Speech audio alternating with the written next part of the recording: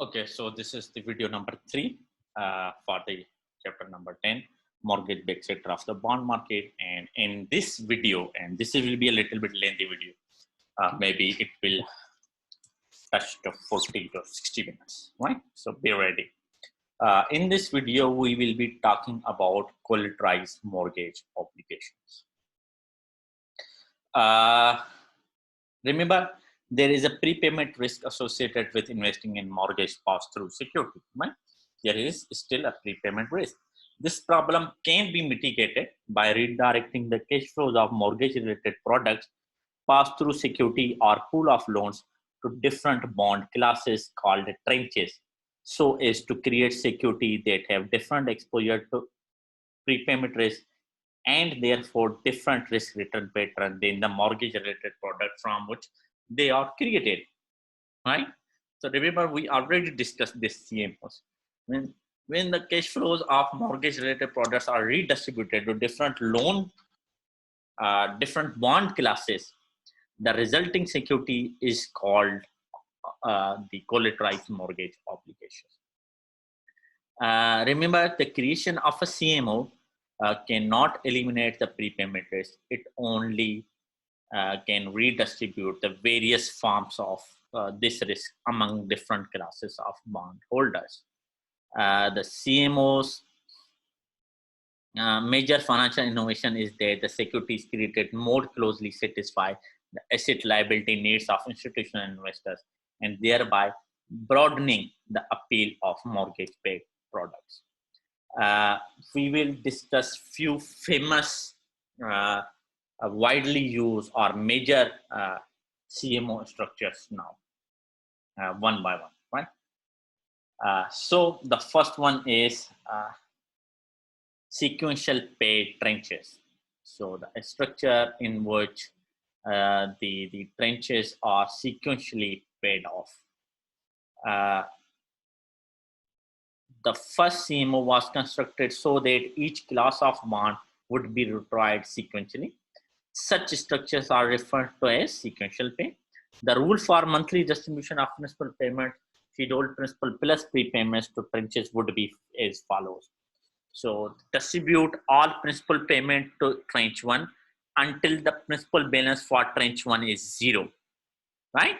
So first of all the cash flow coming, remember the pass-through Excel sheet, all the cash flow coming from in the terms of principal payment will go, all of it will go to the tranche 1 until it's paid off. Once it is paid off, all of the cash flow will then go to the tranche 2. Once it's paid off, then it will go to tranche 3 and so on. And here it's a hypothetical structure for a CMO. So the par amount, it's a total, remember, assume that the underlying the pool of assets is the same pass-through securities, which is the 400 million worth. We have created 4 tranches A, B, C, and D, and these are their par values, and this is the coupon rate. Here is what is important. For the monthly coupon payment, disperse monthly coupon interest to each tranche on the basis of the amount of principal outstanding for each tranche at the beginning of the month. So it's a normal. For disbursement of principal payments, disperse principal payment to tranche A until it is completely paid off. After tranche A is completely paid off, disperse principal payment to tranche B until it is completely paid off. After tranche B is completely paid off, then only disperse principal payments to tranche C until it is completely paid off. After it is completely paid off, then only principal payments will go to tranche D. While the payment rules for disbursement of principal payments are known, the precise amount of the principal in each amount is not. This will depend on the cash flow. Remember, we have calculated the cash flow, and therefore principal payment of the collateral, which depends on the actual prepayment rate of collateral, right? Now let's, in order again to understand this, let's go to this Excel sheet, which I have created for your convenience, right? Okay, let me go to there. Okay, So here is the Excel sheet for the calculation of example of sequential pay. This is also given in exhibit 6. Here the assumption is that the assumption taking for the prepayment is 165 PSA, right? So what I did is principal received from pass-through. I have copied this column from the second Excel sheet for the pass-through we discussed in our last video lecture, and this interest rate is also copied from the same Excel sheet for our reference, right? Okay, let's now talk about what is going on in this Excel sheet. Okay, so we have tranche A. So these three columns are for tranche A, then tranche B, then tranche C, and finally tranche D. Right? Okay. Let me explain how all these calculations are going on. The interest calculation is pretty straightforward, right? Interest is simply the balance times 0.075 divided by 12. Remember, the rate, the coupon rate for each tranche is the 7.5%, right? Okay, I just calculated the interest. This principal calculation is very interesting. So this principal calculation, what it shows, again, I am using a formula. I hope by the end of these videos, you will be very good at using these if formulas. So what I am saying that if D3 is greater than 0, right? So if D3 is not 0, then, so first of all, if it's D3 is not greater than 0, then the principal payment for tranche A will be 0, right? So I can show you this in here. When it's 0, here it's 0, right? So it's how it's what's going on. But if D3 is greater than 0 and D3 is also greater than B3, which means, so this is an special condition. This means that D3, the principal payable for tranche A, is greater than principal coming from the pool of the securities, right? So if principal payable for tranche A is greater than the principal coming from the pool of the securities, then all of this cash flow should go to the tranche A, right? So if it's the principal payable for tranche A is 194 million, right, and 500,000, then all of the principal received should go here. Yes, it's going here, right? But what if this case occurs in the last month? What if the principal payable for tranche A is lower than the principal payable for, or the principal coming from the pool of the securities? Then you cannot say that all of the cash flow should go here. Only the amount which is payable for tranche A should go here. Here comes the when D83 is not greater than B83. So here this is not greater than this. When this was greater than this, all of the pool's cash flow was going to tranche A. But when this is not true, only D83, we only need the equivalent cash flow, right? So this is what I done. So these are when then I drag these three formulas back, right? The next principal is calculated by the previous principal minus previous balance minus the principal. So next balance is previous balance minus the principal received in previous month, right? And so on, right? I hope this is clear. Now let's look at tranche B. In tranche B, you can see only the interest payments are going on, which are constant. There are no principal payments until the month 81. What is happening in month 81? In month 81, you are your pool is your tranche A is actually paid back. So when tranche A is paid back, the remaining balance should go to tranche B. So here is the rule for tranche B. So if D83 is equal to 0, what is the D83? It means if the tranche A principal is 0. So if tranche A principal is 0, and if G83, which is the principal of this sale, is greater than the B83, again the same condition. So if the amount principal required to pay for tranche B is greater than principal coming from the pool, we should pay B83 here, right? But if it's not greater than that, then we should get G83 here. The same rule which was here for the tranche A, right? Okay. But when this is not true, when D83 is not true, but if D83 is not true, then here is one more complication, right?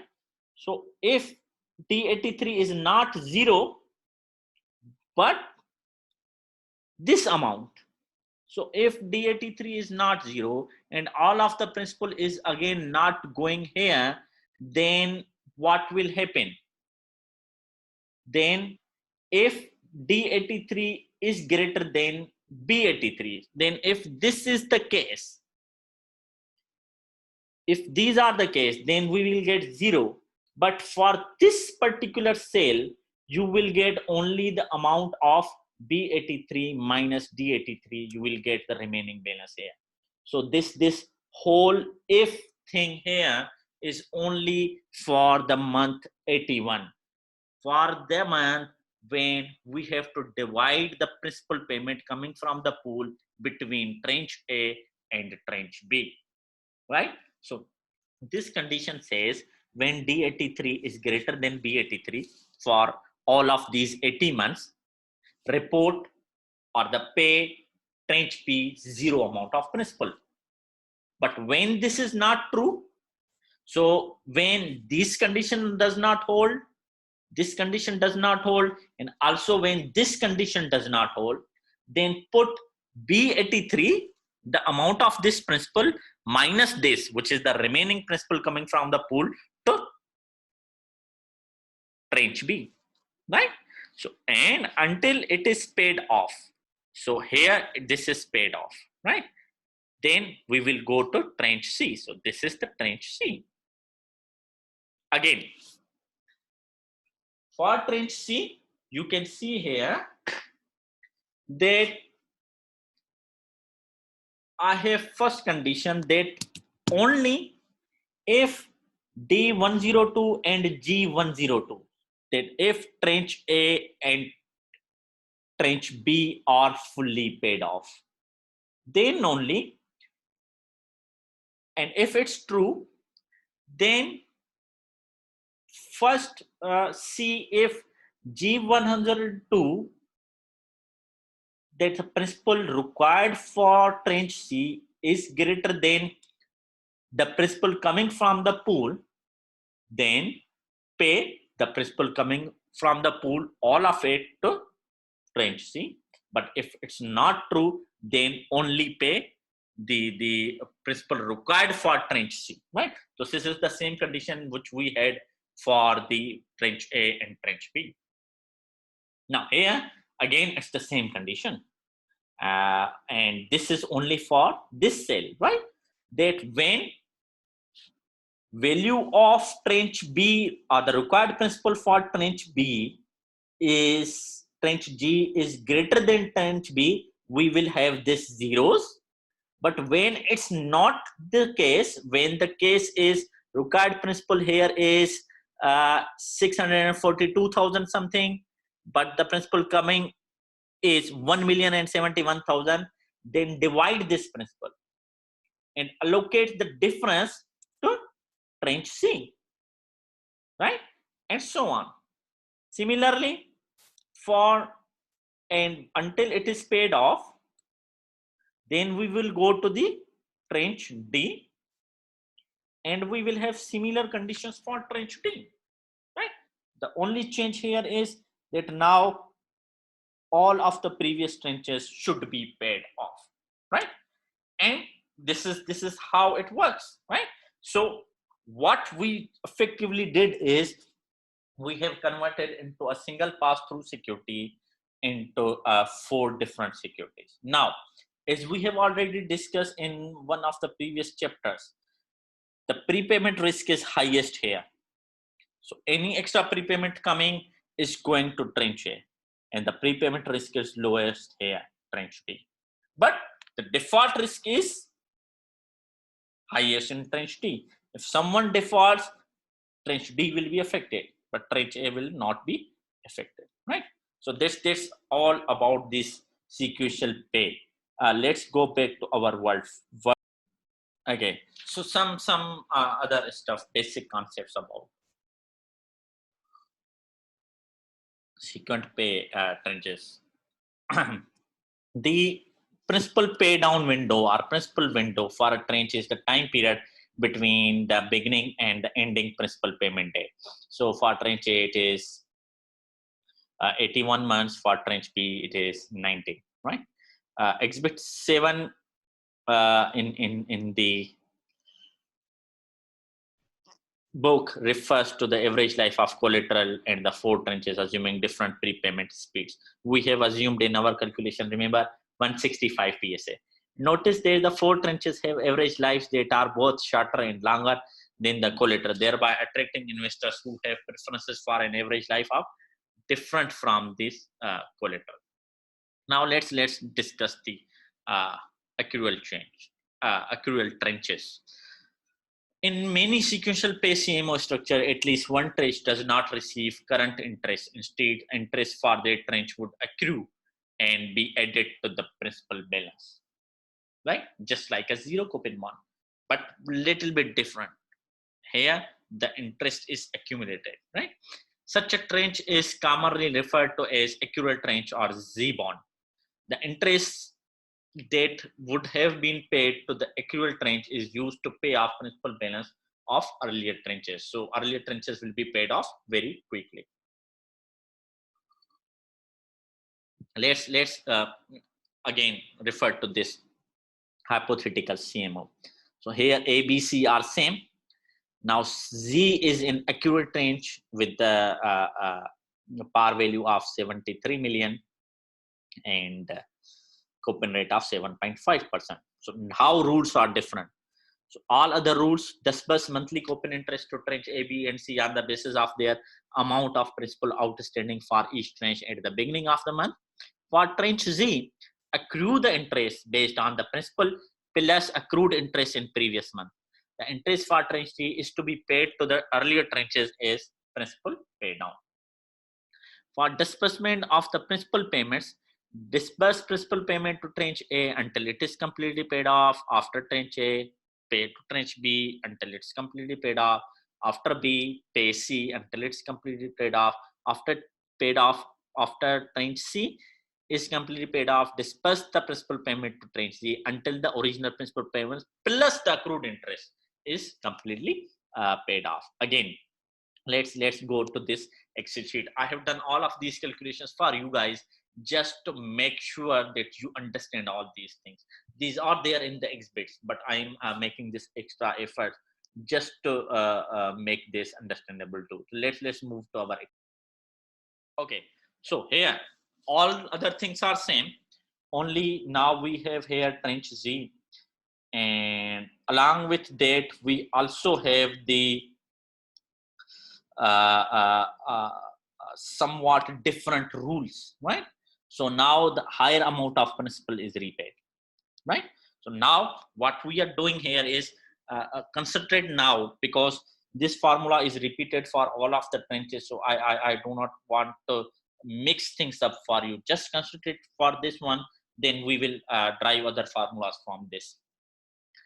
So the rule for the principal payment here, the interest rules for tranche A, B, C work in the same way. Only we are not paying anything, neither the principal nor interest to the tranche Z until all other tranches A, B, C are paid off, right? So remember that thing. Okay, now principal. So if D3 is not 0, first of all, right? If D3 is not 0, but if it's not 0, then check if D3 is greater than this B3 plus the amount of interest which is left out after paying interest for A, B, and C. So this column C3 minus F3 minus I3 and minus L3, right? So amount of interest which was otherwise to be paid to tranche Z, but we are not paying A, right? So you have to consider that if D3 is greater than these two, pay all of the principal, which is B3, to tranche A, plus also pay this difference to tranche A. So we are not only paying tranche A, the principal coming from the pool, but also the leftover interest of tranche Z, right? So B3 plus C3 minus I3 minus L3, right? But if it's not greater than this, then again, we only have to pay this remaining balance, right? So remember, we made or introduced this rule earlier just to make sure that here in this last month when tranche A is fully paid off, the amount should not exceed the amount required to pay off tranche A, right?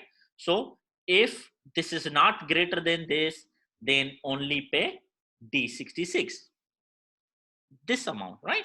So here it is this amount, right? So I hope I have communicated very clearly. Okay, again for tranche B, we have similar kind of rules, right? First of all, you have to see that D66 is 0 or not. Whether D66 is paid off or not. So if D66 is paid off and it is true, then you have to check that G66. Again, this is the same thing which I explained for tranche A, right? That this principal required for tranche B, if principal required for tranche B is greater than the principal coming from the pool plus the leftover interest, then pay to tranche B the principal coming and the leftover interest, right? Then pay it, right? But if it's not, then consider the other scenarios, right? Okay. And if D66, which is the tranche A, is greater than B66, which is the principal coming, then assign tranche B 0 principal. So if there is still principal to be paid for tranche A, then nothing will come to the tranche B. But if this is not true, then only pay tranche B the amount of B66 plus C66 amount of principal minus or plus the interest left over, right? Right? Okay. So and so on, right? And so on and so on, right? Okay. The same thing will happen for tranche C. Now let's look at what will happen to tranche Z. First of all, the interest which is accrued, which is not paid. So I have said if these are 3 or 0, then only there will be amount. But if these three are not zero, then there will only be uh, the interest payment, right? But until the interest is zero, this interest should accrue. So this is, I am adding this interest only if the interest amount in previous month is zero. So this interest is accrued. So from uh, uh, 73 million, it goes to 146 million, right? And then it is starting to pay off. So again, same kind of rules for the principal payment. We have to see if all other previous tranches is paid off. We have to see if the cash flow coming is cash flow coming in the terms of principal and interest is greater uh, uh, for the month or not, right? So same kind of rules. And at the end you can see all this is paid off, right? So this is how the calculation for tranche Z works for. Now notice one thing, right? That one thing is the average life, or the uh, if not average life, the thing we refer to is the uh, principal window, right? Not average life, sorry, principal window. So the principal window for tranche A was previously 81, right? Now it is reduced to 64, right? So for tranche A, B, and C, the principal window is reduced, but for tranche D, it is stretched. Why? Because its interest was accumulated until all other three tranches are paid off, right? Let's go back and discuss further about these tranches in our main AMS Word file. Okay, so here is the comparison of average lives of tranche A, B, and C. So the first structure we refer is FGF1 and the second FGF2. So first average life for the principal window, not average life, I'm confusing, sorry. The principal window for tranche A was 3.48, now it's 2.9. For tranche B from 7.49 to 586, and tranche C 11.19 to 7.87. The reason for the shortening is obvious. I already explained it. Okay, now let's uh,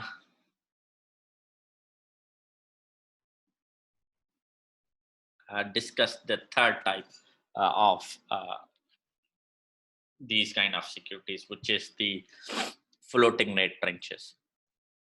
Okay, so the floating rate tranches are the tranches which pay a floating rate, right? Uh, and it can be created from any fixed rate tranching, a floater and an investor floater combination, right? So we create a floater and an investor floater, and these two cancel out each other, and we are left with a fixed rate. But we give opportunity to our investors to get benefit of floating rate, right? So let's illustrate this by creating a floater and investor floater from tranche C of FGF02. So if you look here, its principal was 96.5. We have divided it into 25, 75, 25. 75% of the principal comes here and 25 goes here. So this is the floating rate, and this is the inverse floating rate. All other coupon rates are same. For floating rate, it's 1 month LIBOR plus 5, and for inverse floating, it's at 28.5 minus 3 into 1 month LIBOR. Remember, for the floating, for the inverse floater, we discussed this formula of K minus L into 1 month LIBOR, right? We will come to this as I explain this. The rules will remain same. The rules for A, B, FL, and IFL remain same. For Z, the rules are changed. as it was previously. The interest for tranche Z is to be paid to the earlier tranches, right? The maximum coupon rate for FL is 10%. So this is the ceiling. The minimum coupon rate for IFL is 0%. So this is the flow, right? Okay. The principal payment will be distributed as accordingly, but only the principal payment between FL and IFL should be made in the following way: 75 tranche of tranche FL and 25 FL. After tranche FL and IFL are completely paid off, then we will distribute to the other tranches. So these two tranches will be paid simultaneously, right? I'm not showing Excel calculation for this, right? Okay, so this is for you, how you will handle it.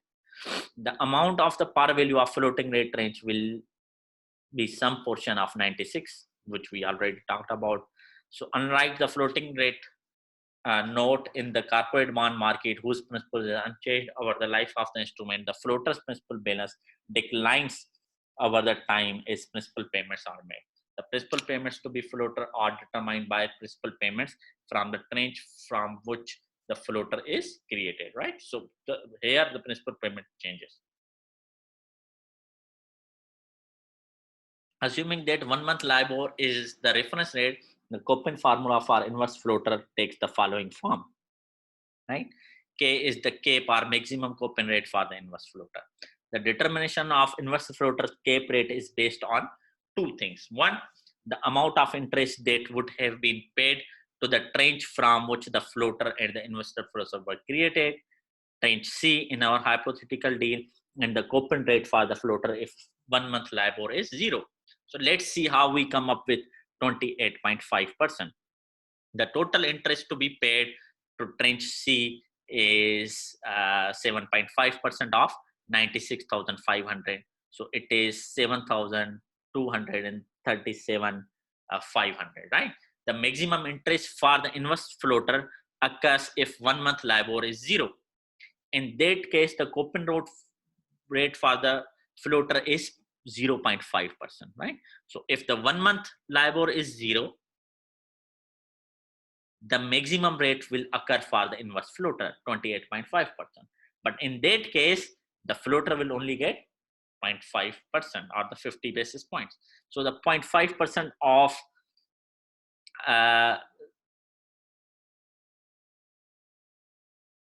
on its principal of 72,375 000, the floater's interest rate is 361,875.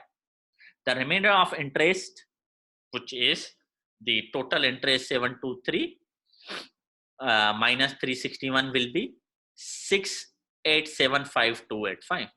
Since the investor floater's principal is 24,125, we can easily calculate this percentage, and this is 28.5, right? So this 28.5 is not something hypothetical.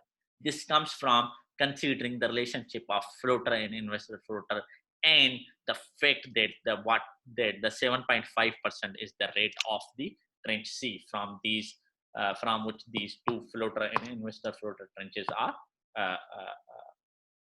constructed or developed. In general, the formula for cap rate for the investor floater K is the investor floater interest when reference rate for the floater is 0 divided by principal for the investor inverse floater. The L or the multiple in the common formula to determine the coupon rate for the inverse floater is called the leverage. The higher the leverage, the more inverse floater's coupon rate changes for a given changes 1 month LIBOR.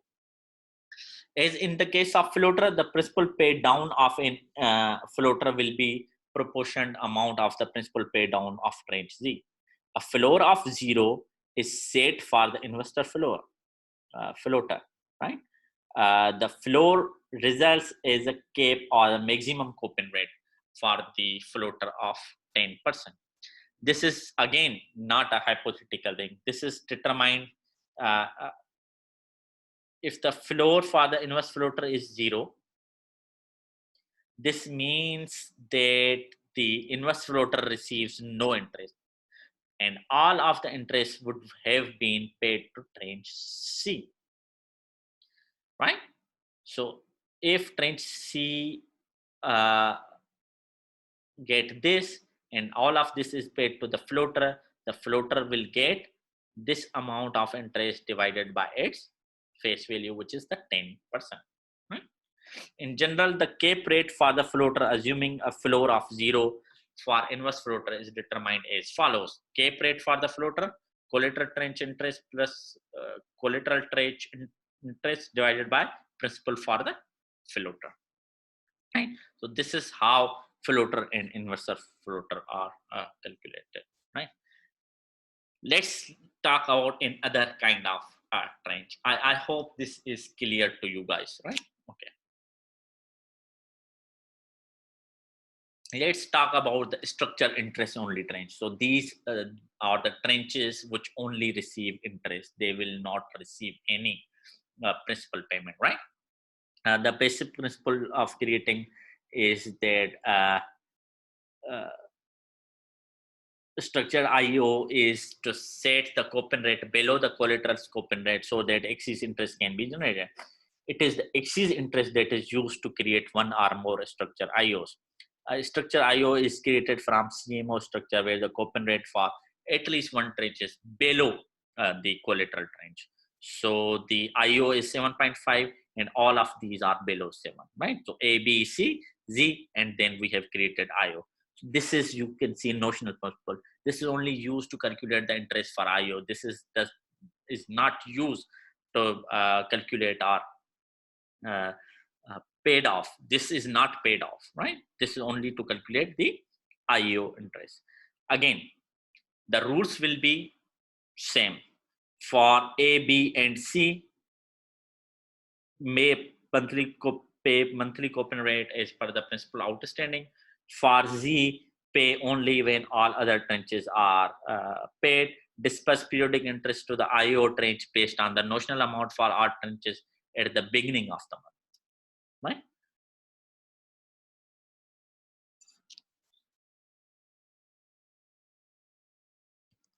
For the disbursement of the principal payment, same rules will apply. There is no principal distribution to the IO tranche, right? Okay. In this structure, notice that the coupon interest rate for each tranche is less than the coupon interest of the collateral, and that is used to allocate IO tranche. Notice also that for this structure, the par amount for IO tranche is this amount, and the coupon rate is 7.5. This, since this is an IO tranche, there is no par amount. The amount shown is just the notional principal. But let's look how it is determined. So there is, again, this is not an hypothetical amount. This comes from that how much you are saving from each tranche. So consider tranche A. The par value is 194.5 million and the coupon rate is 6%. Since the collateral coupon rate is 7.5%, the excess interest is 150 basis point or 1.5%. So you are saving 1.5% each month, right? Therefore, an IO with an 1.5% coupon rate and a notional amount of 194.5 million can be created from the tranche A. But this is equivalent to an IO with a notional amount of 38.9 million and a coupon rate of 7.5%. How? Mathematically, notional amount for IO is original tranche's par value into excess interest divided by collateral's coupon rate. So the excess interest here is 7.5% minus 6%, 0.015. Trenches par value is 194,500. So 194.5 million. So if we determine, you will get 38,900. So you will get a notional amount for IO tranche 38.9 million, right? If we apply this to all of the tranches, we will get a value of 52,566,667, right? So this is how the notional amount for an IO tranche is calculated. I hope this is clear to all of you, right? Okay. Let's now move to the another very important category of trenches for the CMOs, which is the amortization class trenches. If the prepayment speed is within a specified band over the collateral's life, the cash flow pattern then will be known, right? Let me explain what I am saying. The greater predictability of cash flow for these classes of bonds, now referred to as planned amortization bonds, occurs because there is a principal repayment schedule that must be satisfied. So we basically assume a principal repayment schedule, and assuming that principal repayment schedule, we create a PSE tranche. PSE bondholders have priority over all the other classes in the CMO structure in receiving principal payments from the collateral. The greater certainty of the cash flow for the PSE bonds come at the expenses of non-PSE tranches called the support tranches or companion tranches. So we make sure that the payment schedule of PSE bonds are satisfied at the expenses of other non-PSE tranche bonds or tranches. In these tranches that absorb the prepayment risk, because PSE tranches have protection against both extension risk and contraction risk. So you cannot pay them and you cannot hold back their payments, right? So if there are prepayments, they will not go to the PSE tranche. And if there are defaults, they will also not affect the PSE tranche. They are set to provide two-sided prepayment protection to the PSE tranche. Now let's illustrate this as well. The creation requires the specification of two PSA prepayment rates. But first, to illustrate it, let's assume the same underlying pass-through pool of securities. The creation requires two PSA prepayment rates, a lower PSA prepayment assumption and an upper PSA prepayment assumption. In our illustration, the lower PSA prepayment assumption is 90 PSA and upper is 300 PSA. And the assumption is if the prepayment rate remains between these two bounds, then we can create a PSE tranche. But the natural question is how these are selected. These are dictated by market conditions. For our purpose here, how they are determined is not important, but how they are used to create PSE tranche is more important. So now let's look at this figure. Here, what is happening is each month from 1 to 57, a 90 PSA and at 300 PSA values are calculated, right? So at 90 PSA and at 300 PSA, these values are calculated. And then the last column shows the plan amortization class tranche. And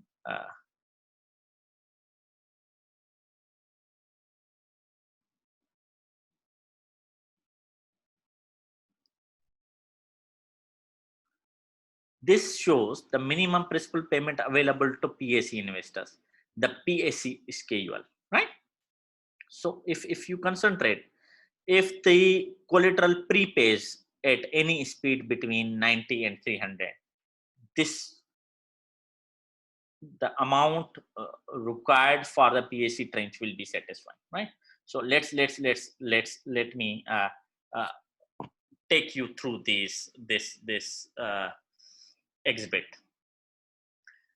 So the second column shows the principal payment schedule for selected months, assuming a prepayment speed of 90 PSA, and the next column shows assuming a 300 PSA. The last column gives a minimum principal payment if the collateral prepays at 90 or 300 PSA for month 1 to 349. After month 349, the outstanding principal balance will be paid off if the prepayment speed is between 90 PSA and 300 PSA, right? Okay. For example, in the first month, the principal payment would be 508,169 if the collateral prepays at 90 PSA and 1,075,931 if the collateral pays at so this will be if collateral pays at 90 PSA, and this will be if collateral pays is 300 PSA. Thus, the minimum principal payment is 500 to 169 as reported in last column. In, let's say, month 103, at 90 PSA you will get 1,446,000, but at 300 PSA you will get 145,000. So you are getting lower at 300 PSA and higher at 90 PSA, right? So here the minimum payment will be again as per the 90 PSA, right? And from month 104 and on, you are getting amount as per the 300 PSA because the values for 300 PSA are lower than the 19 PSA, right? So the amount shown is the lower of the two amounts. So 1,433,349 in the month 104 is reported in the last column of exhibit 3, and from that month on you can see that it's 300 PSA. In fact, if the collateral prepays at any one speed between 90 PSA and 300 PSA over its life, the minimum principal payment would be the amount reported in the last column of the exhibit 13. For example, if we had a included principal payment figures assuming prepayment of 200 PSA, the minimum principal payment would not change from month 1 through 103. The minimum principal payment is that generated from 90 PSA, but from month 104 on, the minimum principal payment is that generated from 300 PSA, right? Okay, a schedule of principal payment that the PSC bondholders are entitled to receive before any other tranche in the CMO structure is specified. So we specified this. So this is the principal payment schedule for PSC tranche.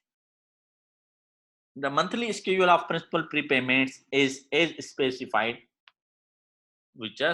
and that's the minimum. And now let's look at an structure. So we have a PSC tranche and we have a support tranche. Same coupon rate is same. What are the rules? Disperse monthly coupon rate to each tranche on the basis of the amount principal outstanding for each tranche at the beginning of the month. Here is where the PSC advantage comes in for the disbursement of principal payments. So disburse principal payments to tranche P based on its schedule of principal payments.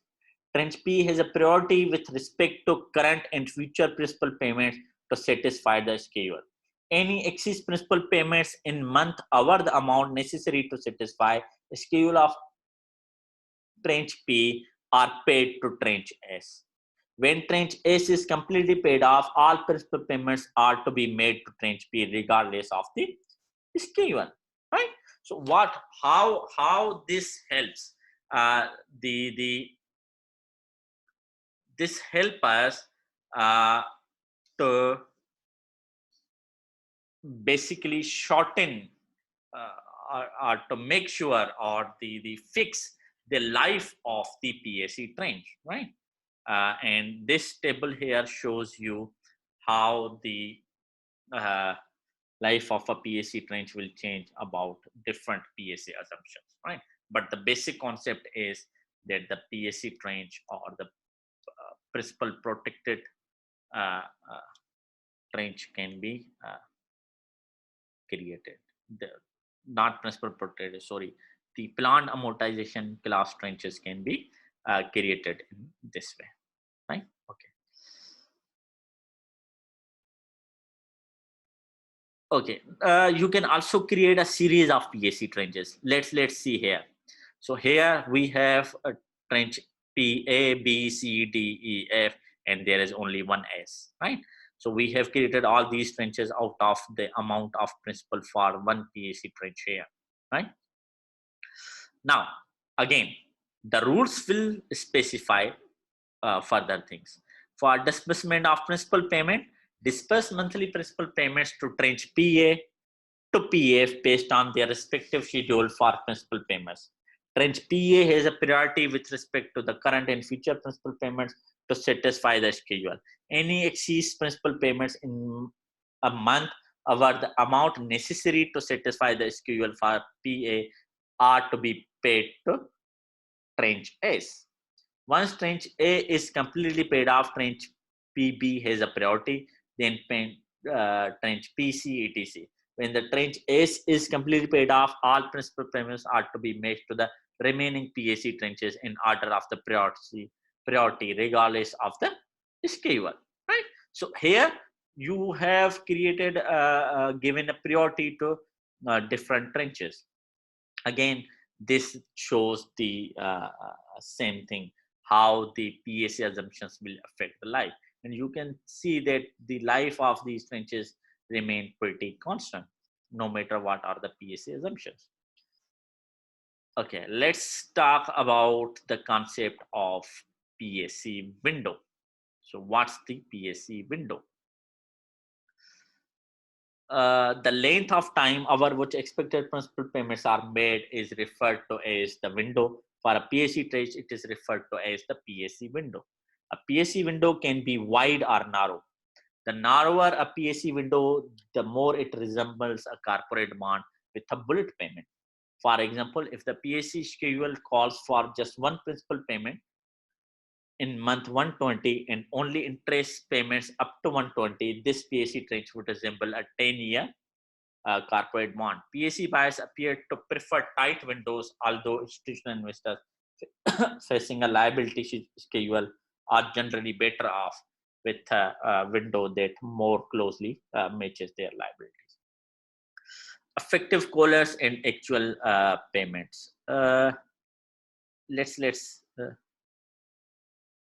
discuss this. The creation of mortgage-backed security cannot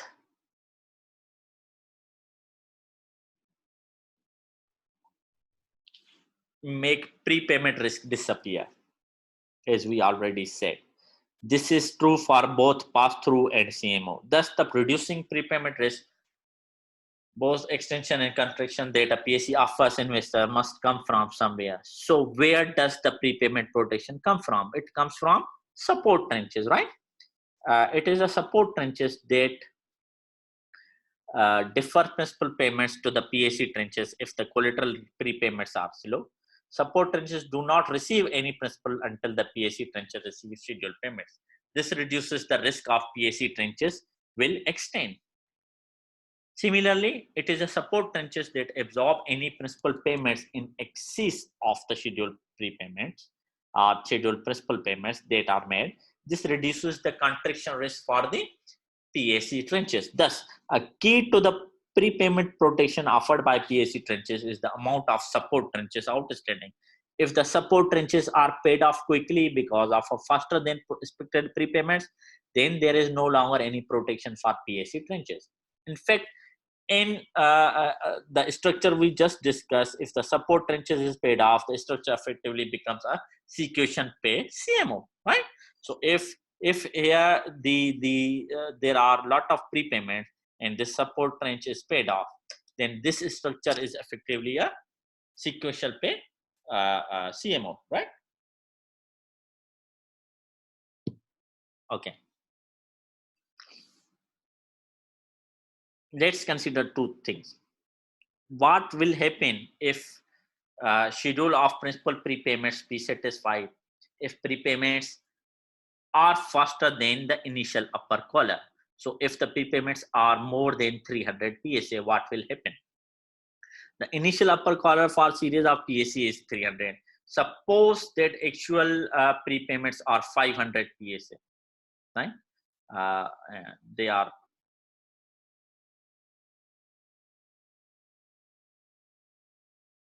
right?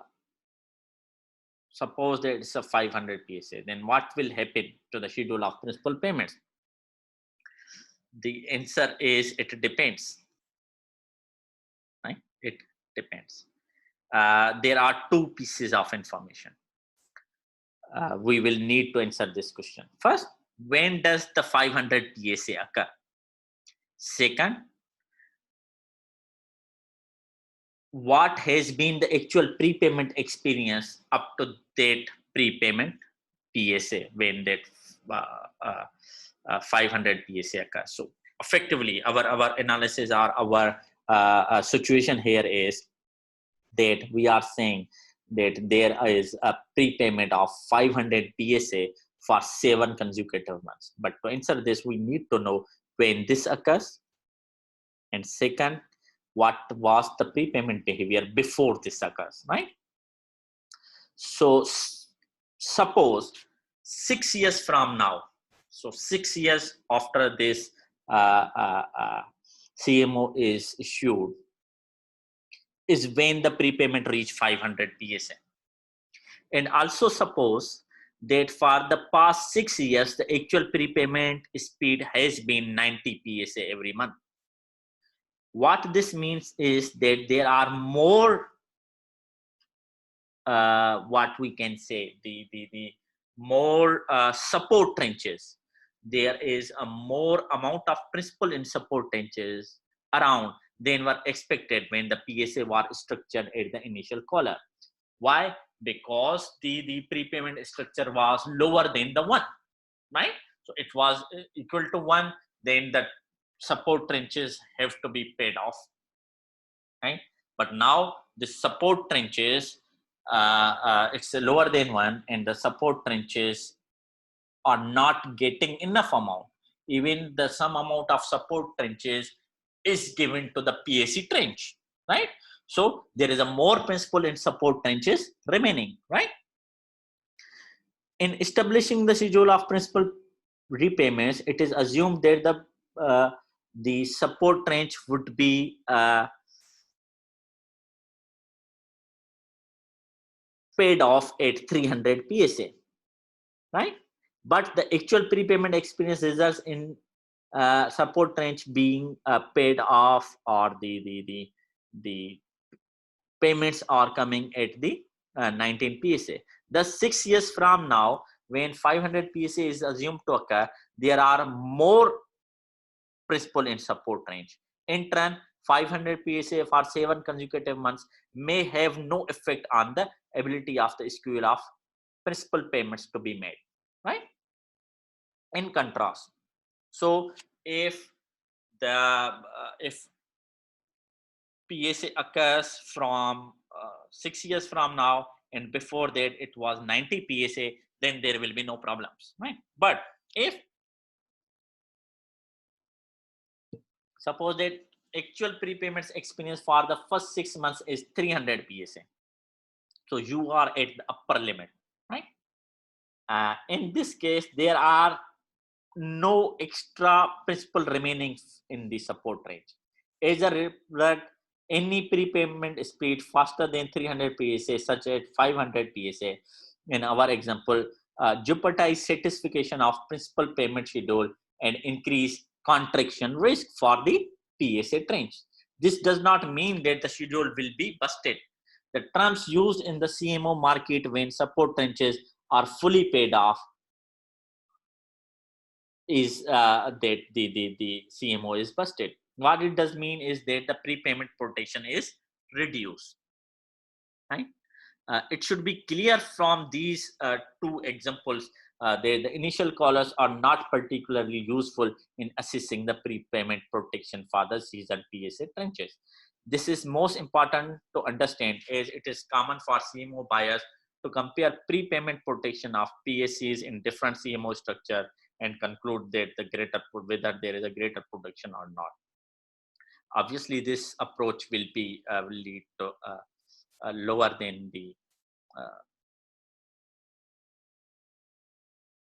than optimal decision. Okay, now let's address a second question: actual prepayments within the initial caller. Will the schedule of principal payments be satisfied as long as prepayments stay within the initial collar? The PSC schedule may be satisfied even may not be satisfied even if the actual prepayments never fall outside of the initial collar, right? But remember, we said that this cannot be true, but actually this can be true. This maybe seems surprising since our previous analysis indicated that the average life would not change if the prepayments are at either extreme. However, recall that all our previous analysis has been based on a single PSA speed for the life of the structure. What if uh, the PSA structure for first 24 months is 300, and then it becomes, let's say, 115? Then obviously your uh, uh, average life will be disturbed. Okay. Uh, Now let's we have already talked about support trenches. Let's finally discuss the main characteristics of these support trenches. The support trenches are the bonds that provide prepayment protection, so PSC trenches. Consequently, support trenches expose investors to the greater level of prepayment risk. Because of this, investors must be particularly careful in assessing their cash flow characteristics. The support trenches typically is divided into different trenches. All trenches we have discussed earlier are available, including sequential pay support trenches, floater and inverse floater support trenches, and accrual support trenches. So support trenches can be from any of those categories. The support trenches can even be partitioned to create support trenches with a schedule of principal payments. That is, support trenches that a PSC trenches can be created in a structure with a PSC trench and a support trench with a PSC schedule of principal payment. So there can be a PSC trench within a support trench, right? So there, those will be referred to as PSC one trench or level one PSC trench and level two PSC trench. The support trench without a principal prepayment schedule can be used to create any type of trench. In fact, a portion of non-PSC2 support range can be given a schedule of principal prepayments, right? So this is how we use the support trenches. Now let's look at an actual CMO structure, which is given here, finally. Okay, in this CMO structure, you can see few things. And those things are, there are basically 17 different trenches, 10 PSC trenches, 3 scheduled trenches, a floating rate support range, and an inversor floating rate support range. There are also 2 TAC support trenches, which we have not explained. These two, we will come to this. First, we know that PSC trenches, there are 10 of them. So A, B, C, D, E, G, H, J, K, and I. The initial collar used to create a PSC trench was 95 PSA and 300 PSA. The PSC trenches, except for the IO trench, are simply PSCs that pay off in sequence, right? There are 2 support trenches that are designed such that they are created with a schedule that provides protection against contraction risk, but not against extension. We did not again discuss them, right? So that's all. So what I will recommend is just read this actual CMO structure from page 292 to 290, I think 4 of the our recommended book.